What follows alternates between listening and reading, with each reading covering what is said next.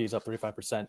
It might make Ethereum maxi still a little worse, but that's pretty nice too. Yeah, like a lot of the Dino coins are up a lot. It's not just XRP, like XLM stuff like that up a lot as well. But yeah, pretty solid. Like BTC above 120K, or it's I don't think it is anymore, but yeah, it's a good week. That's still pretty close. 118. Dino coins up. Matt, what stands out to you? Bonk versus Bonk. Okay, we can talk about Bonk. Boom. Yeah. Yeah. They're right next to each other as well. No, where's the other one? Is Pump on here? Yeah, Pump is to the right. Yeah. Okay. Yeah, Bonk stole the show, man. I don't think anyone expected that. Yeah, the real revenue king. Yeah, Pump. Yeah, Pump. I mean, like, what would you expect though? Like, is it like the whole Pump is known for like meme coins and dumping on people and stuff. So it's like it's not. Like, I'm not surprised that the first few. It's only been a few days, right? But like, I'm not surprised that the initial launch had some dumping going on. For sure, in true pump.fun fashion. Mariano, in one sentence, what's your how do you feel? What's your take on the market right now? What stands out? Generally directionally bullish. We've been on a choppy range. I would call the range between 110 to below a little bit below 100K. So that's satisfying to see the breakout with that much momentum. It's honorable to see the momentum we have as well on altcoins though, which is what mostly the CT is invested in. So it's right, kind of releasing a little bit of its tensions, and there's so much more I think than to look at right now. So I'm kind of excited to see what these pumps are going to spill over to, because it's more than just pump itself, right? For sure. And we're going to get into it. All right, let's kick it off. To everyone tuning in, welcome to new Market Cap episode. So Market Cap is where funds, firms, and other industry organizations provide their insights on the latest market developments to you, our audience of institutional investors, traders, as well as other industry professionals. I'm your host and moderator, Stefano, Director Institutional Services at Alea Research. With me, I have Daniel, our research BD lead, and Mariano, our analyst focused on valuations and market reports. And we're joined by none other than Matt Maximo, investor at VanEck. We've been talking for a long time.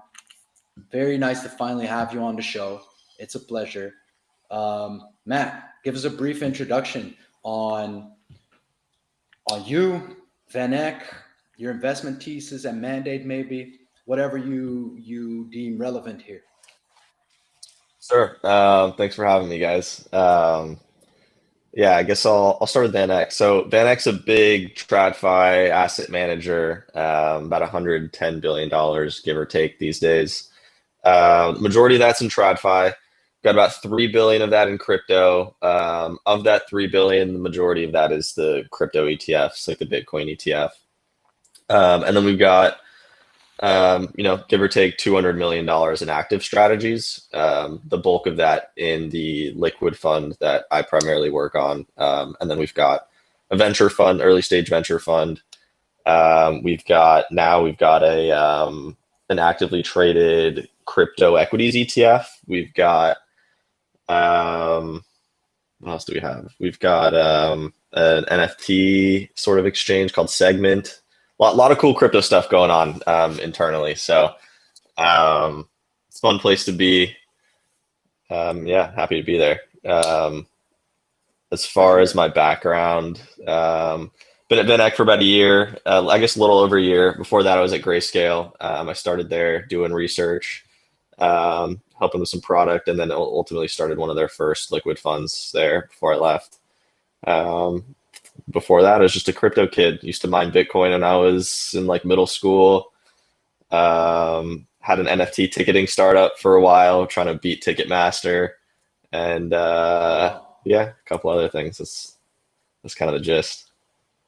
Yeah, we started talking back when you were at Grayscale. I gotta say, like, it sounds like you came a long way, and I remember being initially kind of surprised how I don't know if crypto native is the word, but like how loose and relaxed and cool VanEck actually is, um, and what a fun place it is to work at.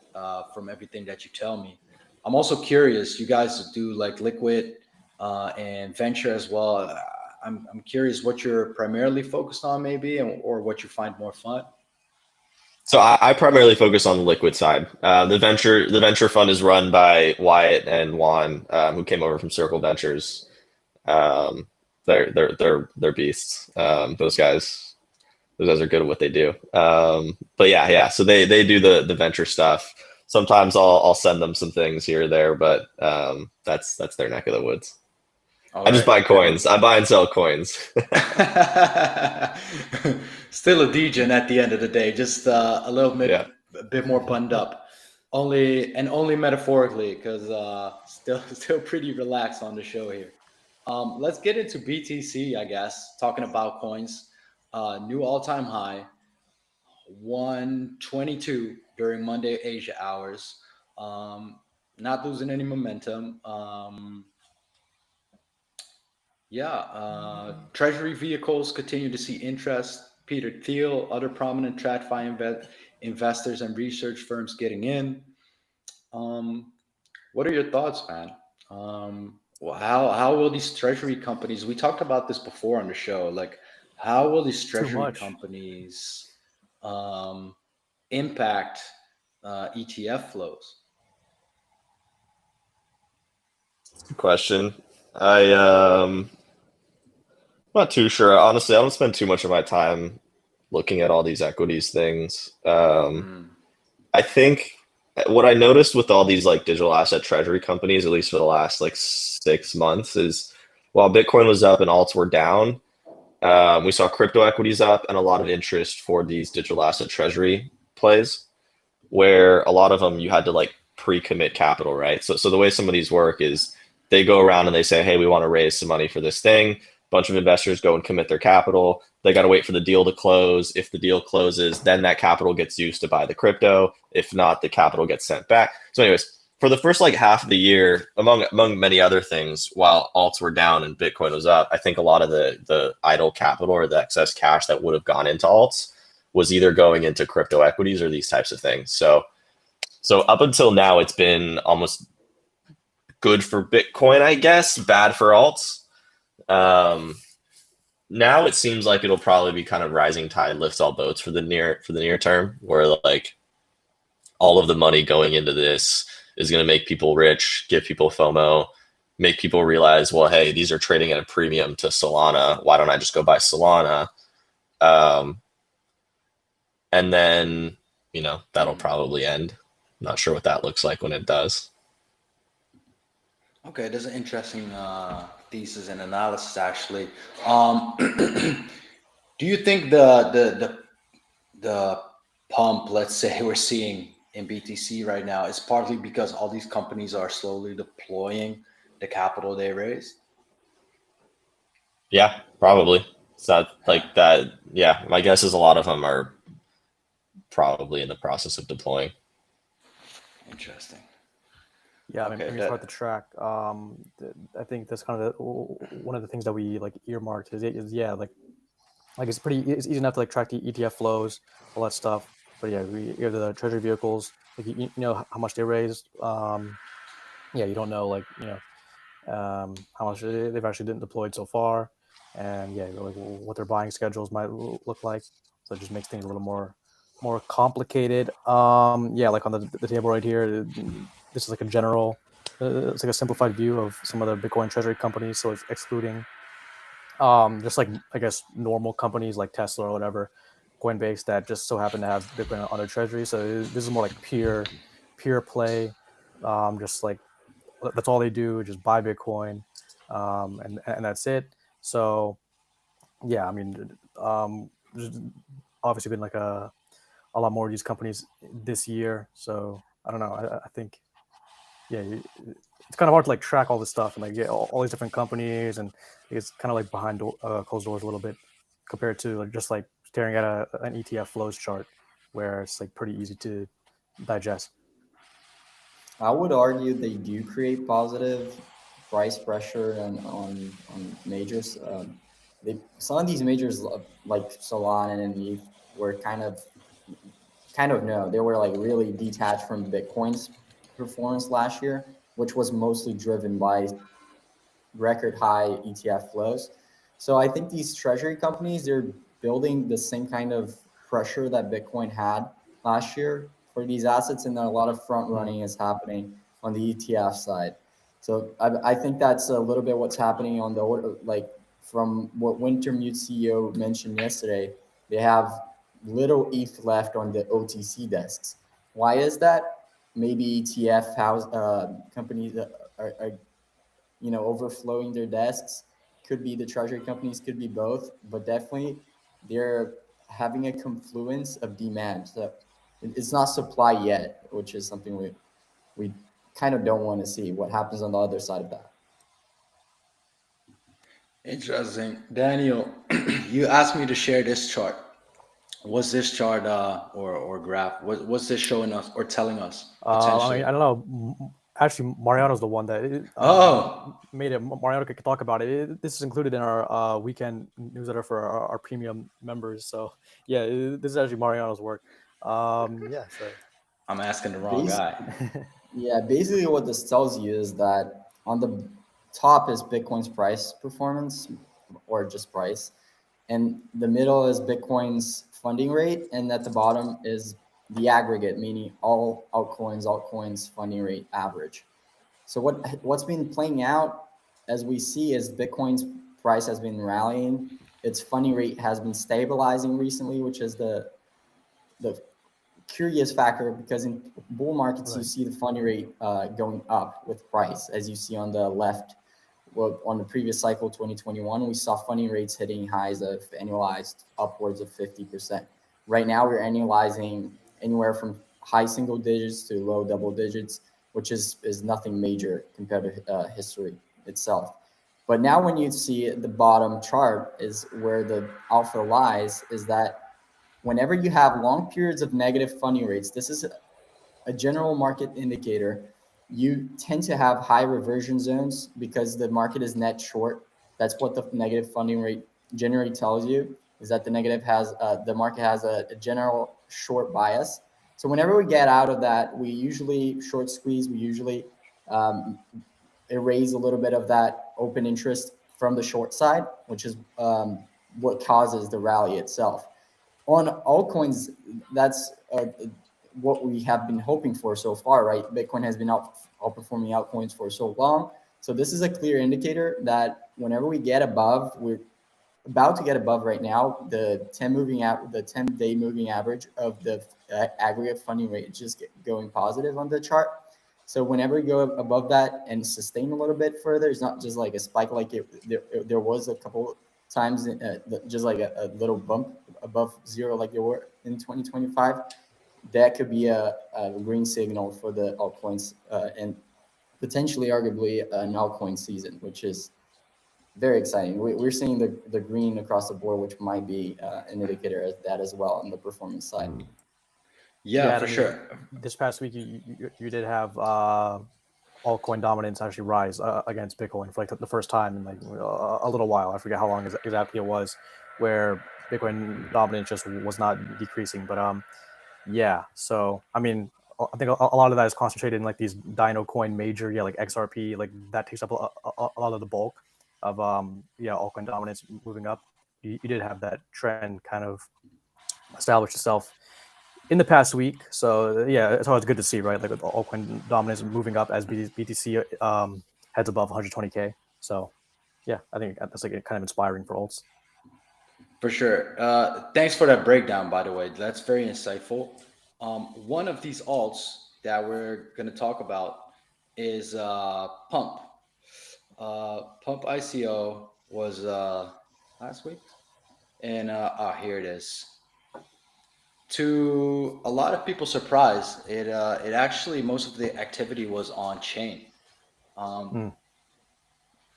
Yeah, I think it was to everyone's surprise, or I don't know, Matt. Was it to your guys' surprise? But I think it was to mostly everyone's surprise that it happened on chain. I think it's not like a purely a function of like demand, apparently, or this is just what like what's circulating is that this is like both on Pump and the like centralized exchange teams. Like they both dropped the ball together a little bit, right? It's not like just like the sexes couldn't keep up. They just like they had this joint infrastructure built out, and like the API just it wasn't working as intended. They didn't anticipate. They thought like much more of the demand was going to come from the exchange side, and we ended up in this situation where like the exchanges aren't able to access their kind of like buckets of their pump that's been allocated to them. So right, it's like they're making up numbers. You know what I mean?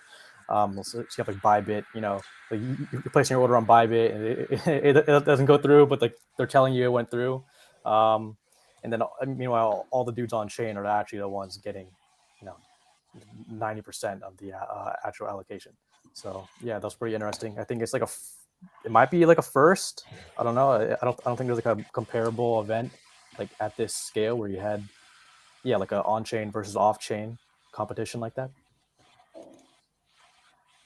Interesting. On-chain Degens winning this time around, and taking the cake. A huge win for Hyperliquid too, right? We saw the biggest metric for organic use of perps markets is open interest, arguably. So in the chart, the right chart, you can see that it has double, at least from that snapshot, it had double open interest from Binance, which is the leading CEX, centralized exchange. On such a big launch, this paints a picture. I think that, Hyperliquid itself has this huge moat against competitors. It has launched the pre-market as well, which has been the leading for the first day, the leading volume. After a couple of days, I think market makers set up, got their systems up and running, and then the volumes went back to the centralized exchanges. But this is another win for on-chain perps, which has been on a relentless run. Right. Okay. Yeah. To be fair, like I like Hyperliquid too, but yeah, like I think a big part of it, like actually Americans can access Hyperliquid. Like they're not supposed to be trading on Bybit, right? Like they can't access the pre-market pump markets on Bybit or Binance. So like it makes sense that Hyperliquid would have this very high volume pre-market and help to initialize that price discovery early on, and then it would taper off a little bit, and then you see like spot markets on Gate and Bybit, start to pick up. But I mean, you had a lot of spot volume on the Hyperliquid as well, actually, which is kind of surprising because like you have to like bridge it to, you know what I mean? It's kind of like a hassle versus just like spot trading on Bybit or something, or Gate, where it's much just like pretty intuitive. So like anytime people are doing something on chain and like they're doing extra work to do it, it's like okay, like you kind of have to like shift your attention a little bit, right? Because they're not doing that work for nothing, right? They actually like there's some untapped market that is a reason why people are willing to do that. Matt, did you partake in the ICO, or can you not say? You're muted, I think. No, did not partake in the ICO. Kind of wanted to a certain extent. I thought it would be kind of interesting, or at least fun to ride, but at the same time, wasn't really that enough interest, honestly. Yeah. I mean, Pump, the whole narrative around Pump's been pretty bearish. I think it's tough to make a case for that when the only sort of narrative around that is, wow, these guys made $700 million. Why do they need another $2 billion? What are they going to do with it? And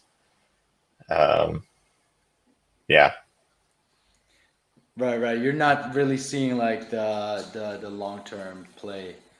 Like, what's the move for them? Yeah, Plus, I mean, I think kind of Bonk is coming on the scene.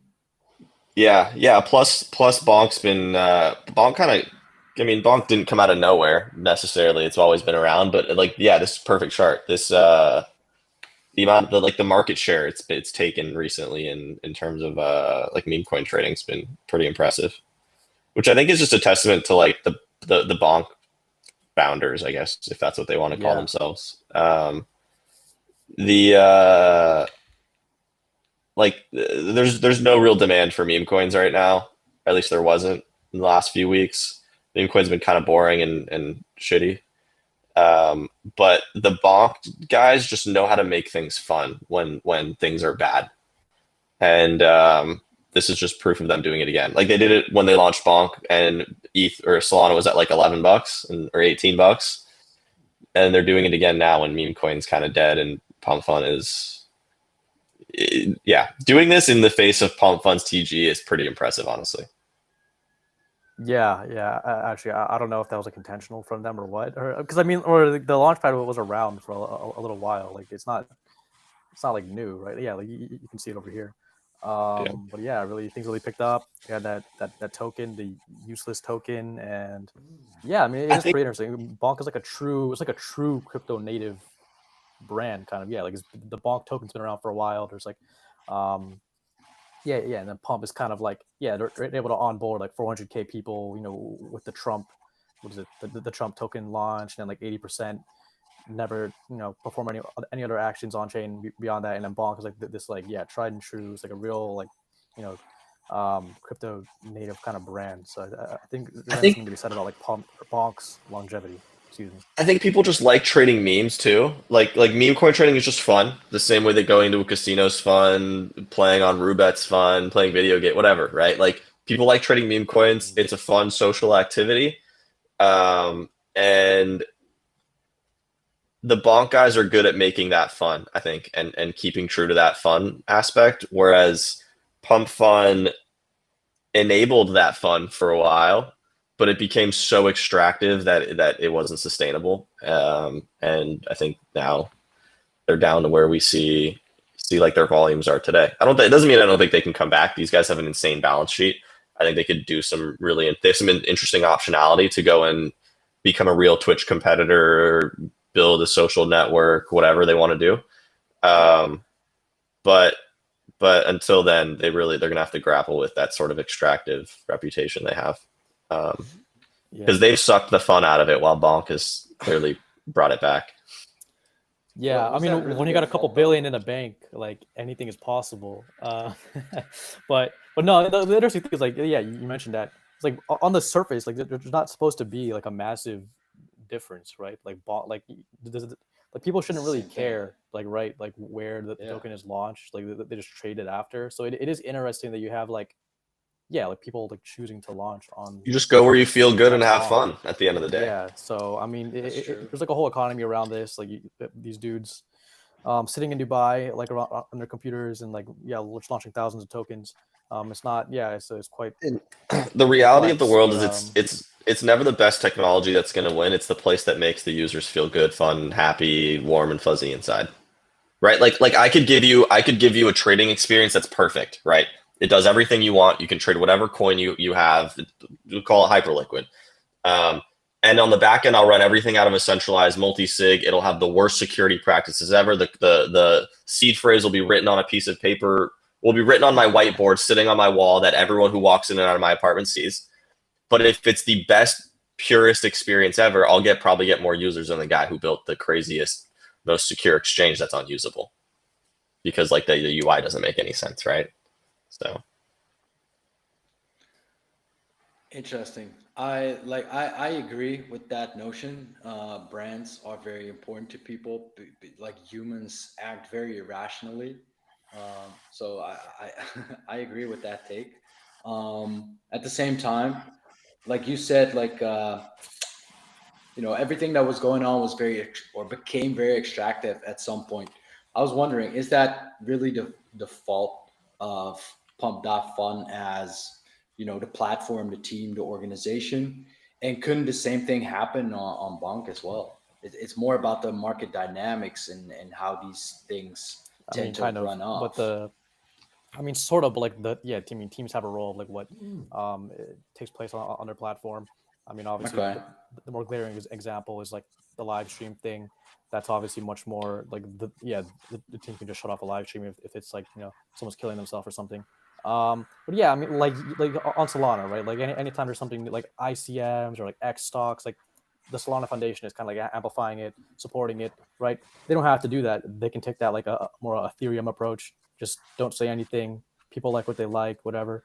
But no, yeah, I think a smart, like a strategic platform, a strategic team building a platform will have like a proactive role.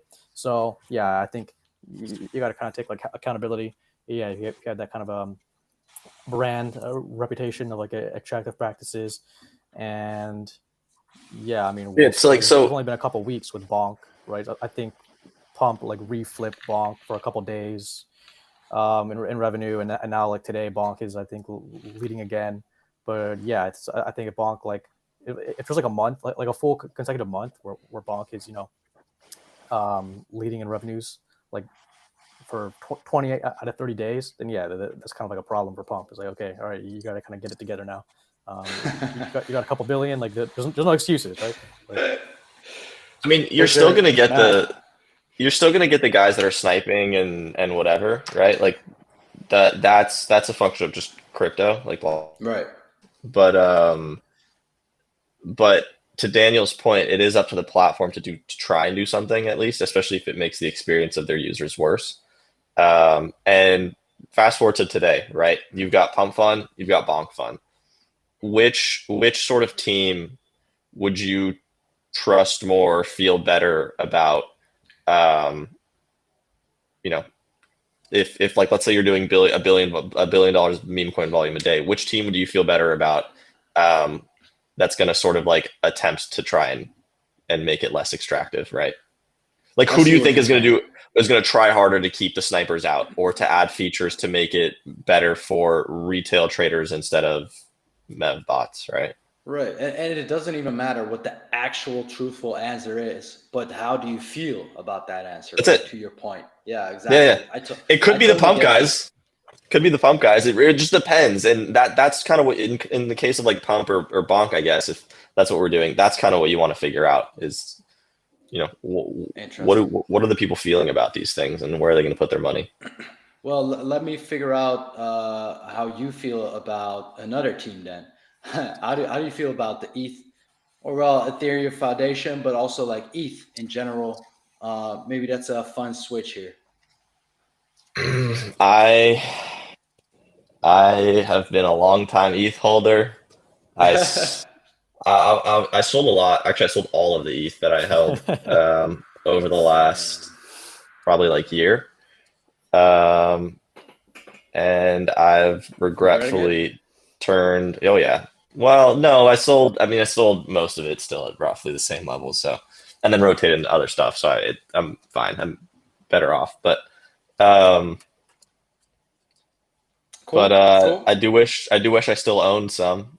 You know, I'm bullish again, I guess. I'm not bullish because of the ETH Foundation. I'm not bullish because of anything they're doing in particular. I still think the EVM is a pile of garbage. But it's pretty consensus now that ETH is kind of the catch-up trade. I mean, it's underperformed.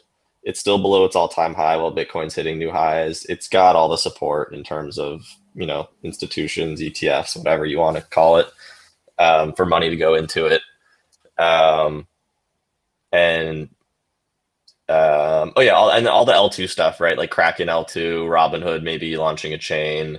All this is bullish, I think, for the ETH narrative in general, because they're all picking EVM, and it's consensus. Everyone, like, one of my friends texted me yesterday. He goes ETH, Bitcoin, or Sol, and I go ETH, and he knows that I'm, you know, bearish on ETH, but he was like, and he is too, and he goes, damn, I texted that to 6 people and they all said ETH.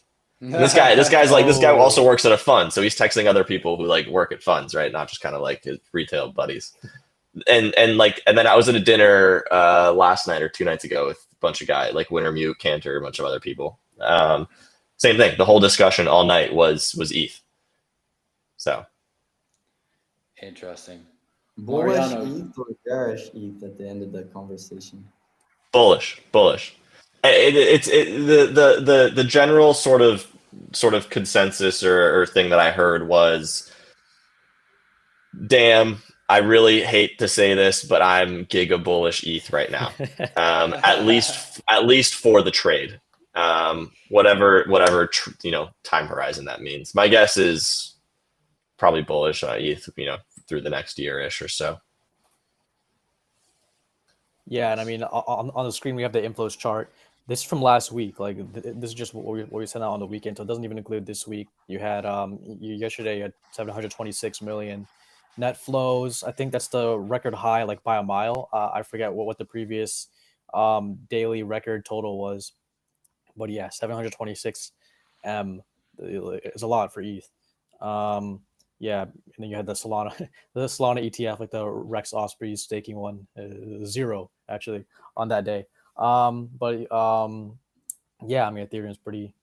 What was that? What 3,400 right now? Like, yeah, there's still a little bit of a ways to play some kind of catch up trade towards like just breaking all time highs. I mean, it's kind of a long time coming. You have some of these like announcements that are kind of more like Solana has a lot going for it as well, but yeah, a lot of these things like Robinhood, like World, even like WorldCoin, WorldChain, like yeah, this is all on Ethereum. Yeah, it's questionable how much of that can actually trickle down to like the Ethereum token itself, right beyond narratives.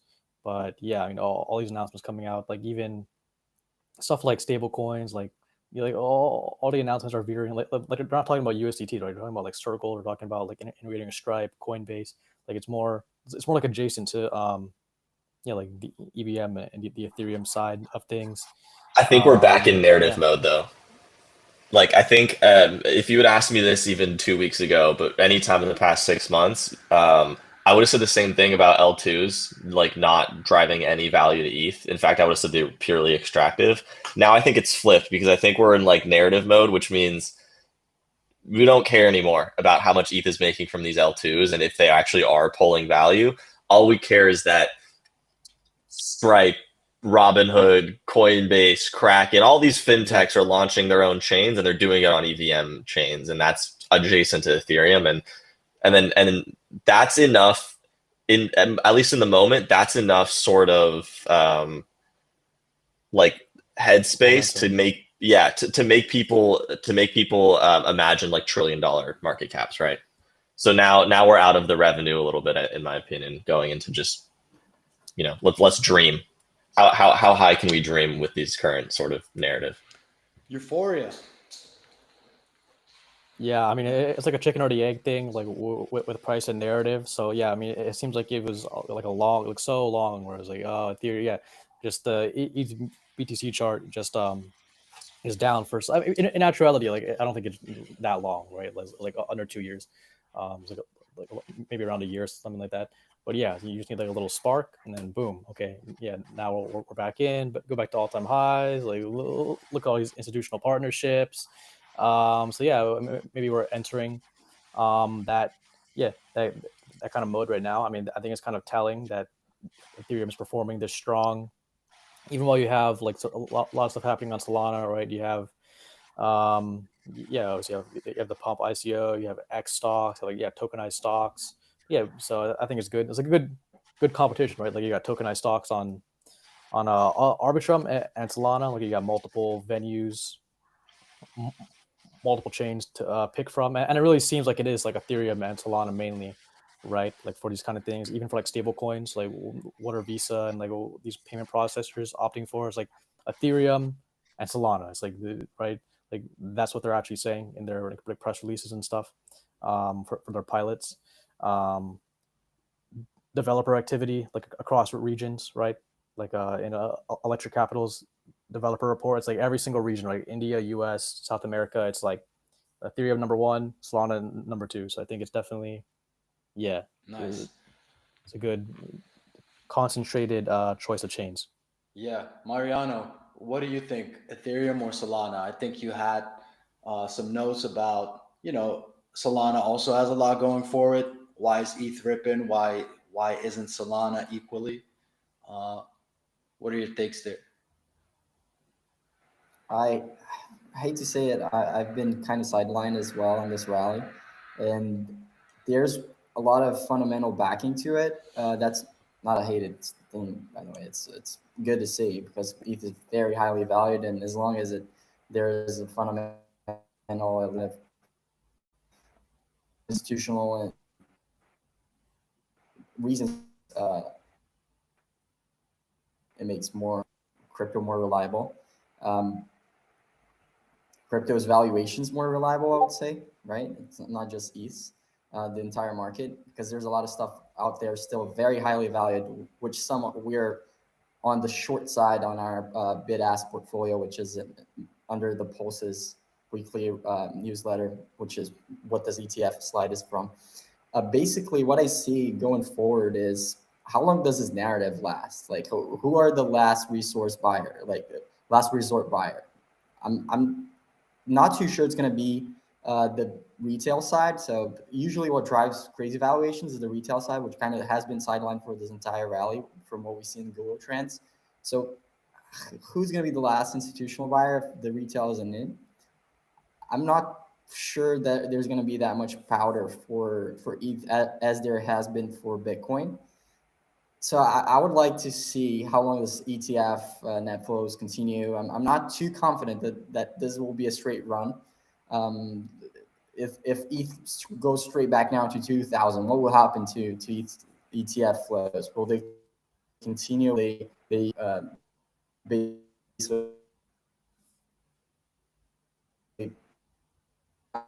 people will sell out all their ETH? So there's still a lot on the table. I'm not too convinced. On the fundamental side, there's still a lot of, you guys know, Armenian investors like John Charb, that parasitic and whatnot. So there's still room to close a mindset of a fundamental investor, like what Matt said. ETH is beyond that point from a lens of being valued based on fees. I am not too confident on that argument still. I think there's valid points to both sides, but I'm still skewed to ETH valuation long-term being sustained by fees, at least on a greater scale that it is today. Therefore, it's kind of hard to imagine when you put the numbers in Excel and try to chart it out how much ETH can accrue from all these integrations and if they go right. So there's, I would say ETH's resurgence has been notable, has been strong, but it hasn't made the full stride yet. So it's still more massive ETF flows, which are supportive on a scale of Bitcoin's adjusted market cap. It would. Sorry, I've been cutting off. I noticed. Yeah, okay. I think it's good now. No, but yeah. So I think like a best case scenario for Ethereum is like, yeah, just tapping. I mean, they already are, but like just doing a better job at tapping into like people who don't even know about crypto that much. Like whether it's institutions or retail, right? Like institutions are always asking about like XRP and stuff as well. It's kind of odd. And retail is right. Like we just saw a bunch of Dido coins pump. Like clearly, there's a bunch of people who have money like sitting on centralized exchanges, and yeah, they don't care about like ETH BTC chart. Like you know what I mean? Like they don't care about like this stuff that whatever people who spend all day tracking crypto care about. Right? It's kind of just like the silver to BTC's gold. So yeah, I mean, I think it can kind of continue to just be that. Like just don't let. Yeah, like Solana is just at a bit of a disadvantage. Like it's just younger. It's not as large. Like, do you guys have TikTok? People who don't even care. Yeah, I mean, okay. Actually, I don't get any crypto stuff on TikTok. No. So are you on Crypto Talk? So I did this. I've been doing this the last like month. I didn't have TikTok for a long time, so I re-downloaded the app, made a fresh account, and I thought to myself, all right, if I don't know anything about crypto, what am I going to do to find out about crypto, right? So I went in the search bar and I typed in like best cryptocurrency, crypto 2025, right? I just typed in a bunch of like random basic things I could think of, and I just scrolled, and everything you see is what I'm buying while I wait for XRP to hit $10,000. why you should buy XRP. Now, two of the ones that I saw, or three of the ones that I saw, which were funny, other than like the HBAR XLM kind of Dino coins, was Ondo, Sui, and Solana. Ondo. They like to talk about. But other than those three, like they love the Dino. Anyways, point about like TikTok is, crypto Twitter is so small that all of our coins right now, like the entire crypto market cap it's like less than probably like $5 billion of like actual cash, just trading hands, swapping all these different coins. And while we're all putzing around, trading the same coins, it's like Venmoing with your friends. You end up sending that same $20 amongst your friends just over and over and over again for years, right? That's what we're doing in crypto Twitter. XRP, all the Dino coins, VeChain, they're spending their giant treasuries on, maybe they're doing some work, but on like advertising and getting their name out to normal people. So when you scroll down Twitter and you're like, well, crypto markets sentiment is up today, why is XRP and all these Dino coins leading? It's because while we're all fragmenting our small pool of crypto Twitter capital among a billion different coins, the entire retail world who thinks, oh, I want crypto exposure, I want to make $1 bajillion in 10 minutes, they just go and buy XRP. They go and buy like one of 5 names. And collectively, that capital is probably equivalent to what crypto Twitter's is, if not more, at any given time. Exactly. Yeah, I mean, on any given day, like you can just look at what's driving like a lot of the volumes on exchanges. Yeah, it's like XRP is consistently like the third highest trading pair, and it's been like that like for a long time. So yeah, I mean, it's a pretty like XRP for sure. It's the king of like the doctors and dentists tokens, right? I mean, one doctor equals like 100 kids on TikTok. The Bloomberg guys tweeted this a long time ago. I keep I should refine this because I keep paraphrasing it all the time. But they tweeted something like the average retail investor takes like 30 seconds, no more than like 30 seconds to make it an investment or to buy something. Yeah, like that's real. Like no one's like crypto. What crypto needs is to bring in the incremental capital from non-crypto users, like normal non-crypto people. We need to bring in that incremental capital and those incremental users. What we're doing on crypto Twitter right now is not it. Like no one's doing any of that. We're in an echo chamber yelling at each other while all of retail is talking about ISO 20022 about the banking, whatever the fuck, and how it's going to make Ripple go to $10,000. And Ripple's probably leading the market right now. For sure. Matt, beyond Ripple and ETH, what are you focusing on at VanEck? What is next for you guys? I understand you can't give away any secret sauce or anything like that, but maybe you could tell us a little bit about what to expect. Yeah, I mean, I think you can probably expect to see a lot more cool just crypto stuff in general come out of VanEck. I know we've got a lot of really smart people doing different things. Some you would expect from a TradFi asset manager like VanEck, some you probably wouldn't. For us specifically, you can keep buying coins, trying to support the ecosystem.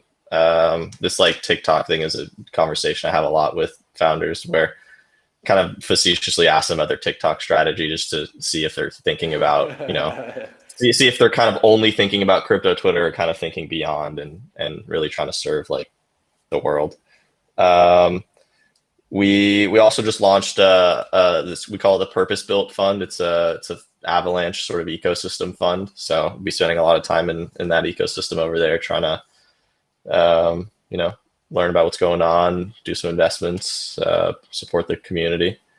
Yeah,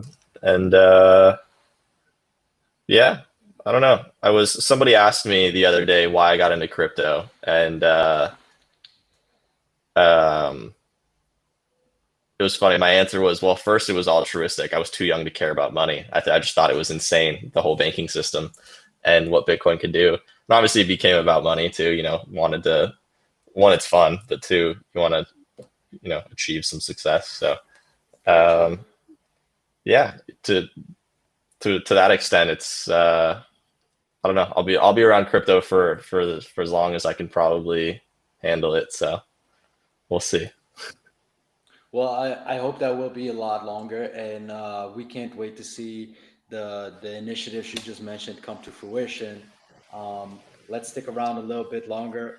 Mariano, thanks for coming back just in time to wrap it up. Um, so yeah, on that note, guys, let's close it out. Um, Thank you, Matt, for joining us. It was an insightful talk.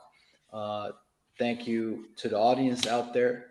This Yeah, was thank you Market guys. Cap, where funds, firms, and other industry organizations provide their insight on the latest market developments to you, our audience of institutional investors and traders, as well as other industry professionals. For daily updates on current events, you can join our daily Intel Telegram channel. You can find the link in our bio. And you can, of course, join our next show next week. We're live every Thursday, 10 a.m. Eastern Time on X and YouTube. See you on the next Market Cap. Thank you, everyone. Thank you. Thanks, guys.